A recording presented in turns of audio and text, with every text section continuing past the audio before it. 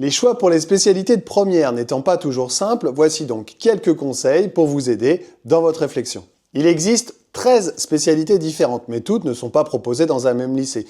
Il faut donc d'abord bien se renseigner, avant de faire des choix définitifs, sur la possibilité de suivre ces spécialités dans son lycée, ou bien alors réfléchir à un changement d'établissement. Si l'ado a déjà un projet d'orientation, il faut bien vérifier que ses choix potentiels de spécialité soient en accord avec le projet voulu et avec les critères d'admission de la formation post-bac désirée. Si l'ado n'a pas encore trouvé d'idée, ce qui est tout à fait commun, il vaut mieux se tourner vers des disciplines dans lesquelles il est à l'aise, tout en essayant de conserver une cohérence entre ces disciplines afin de pouvoir proposer aux formations post-bac un dossier crédible.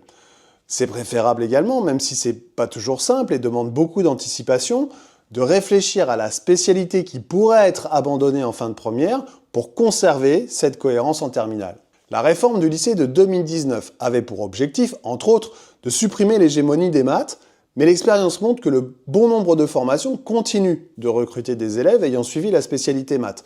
Si on n'a pas trop d'idées pour plus tard et qu'on est assez à l'aise en maths, il peut être judicieux de prendre cette spécialité.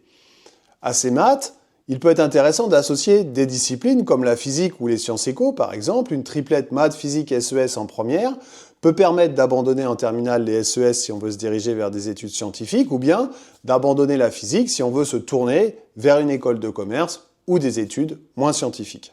Enfin, la réforme du lycée de 2019 toujours avait également pour objectif de proposer des spécialités indépendantes. Il y en a pour lesquelles cette indépendance est très difficile. Je pense notamment à la spécialité physique, qui est difficilement envisageable si on ne fait pas de maths.